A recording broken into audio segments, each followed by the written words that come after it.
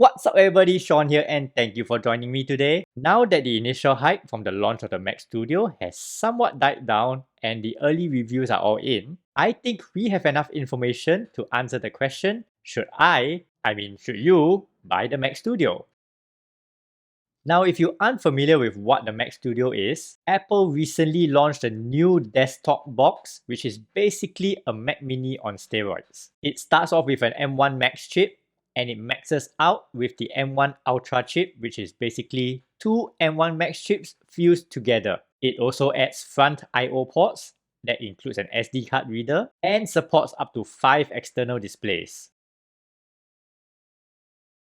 So evidently, the Mac Studio caters to people who want a powerful desktop. That being said, Apple does currently already have a pretty powerful desktop. And no, I am not referring to the Mac Pro, which has yet to receive the Apple Silicon treatment. I am referring to the M1 Mac Mini, which unlike previous versions, has really been given a new lease of life by putting that M1 chip inside it. It really is quite mind-blowing how capable the M1 Mac Mini is now, even in its base configuration. While I don't own an M1 Mac Mini, I do own an M1 MacBook Pro, which we know performs pretty much identically. The M1 chip literally soars through everything that I use it for, including 4K video editing on Final Cut Pro. The Mac Studio, however, brings this whole experience to another level. While the Mini maxes out at 16GB of memory, the Studio starts at 32GB of memory and comes with the superior M1 Max chip,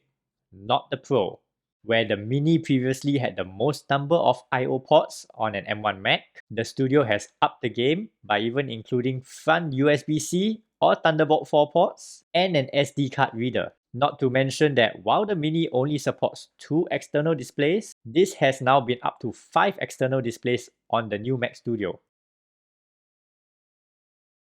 So who is it for? Now don't be mistaken, the introduction of the Mac Studio does not suddenly make the Mac Mini a bad computer. Do not forget all the rave reviews that we have had about the Mac Mini and how it has greatly improved a lot of people's performance and workflow. This is still the same M1 Mac Mini that blew everyone's minds when it first came out, and none of that has changed. The Mac Studio simply raises the performance ceiling and adds a bit more convenience for about 3 times the price.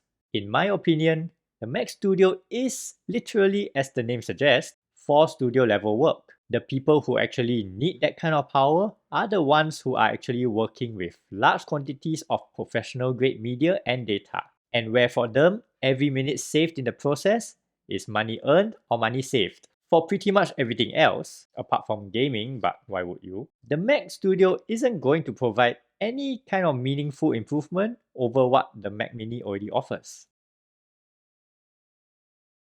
So as a decision-making exercise, let's look at my own workflow requirements. I primarily use my computers for managing my businesses, which mostly involves spreadsheets, web development, and some photo editing. I currently get all of this done on a maxed out 2012 Mac Mini. On top of that, running this channel mostly involves writing, web development, and 4K video editing. I pretty much do all of these things smoothly on my M1 MacBook Pro. I also have a dedicated filming and editing setup that runs entirely off my MacBook Pro, which plugs into my monitor and my microphone over USB-C connection. I have, however, been recently thinking of a fixed desktop setup for this, hence my consideration between a new Mac Mini or a new Mac Studio. At almost twice the price, however, I've had to question my need for such a powerful machine, given that I haven't even gotten near the limits of my M1 MacBook Pro. The additional money spent does at this point seem like quite a waste and could be put to better use elsewhere. So in this case, practically speaking, the Mac Mini is the more suitable machine for my usage.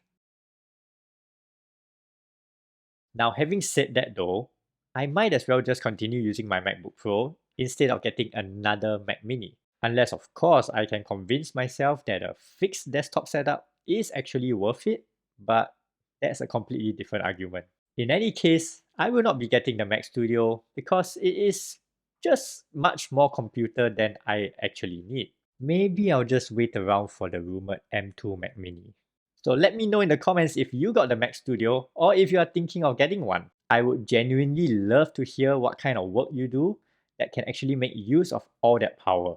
Give me some ideas and maybe I can come up with an excuse to get one. And if you like this video, please consider giving me a like and subscribe down below, and I will see you in the next one.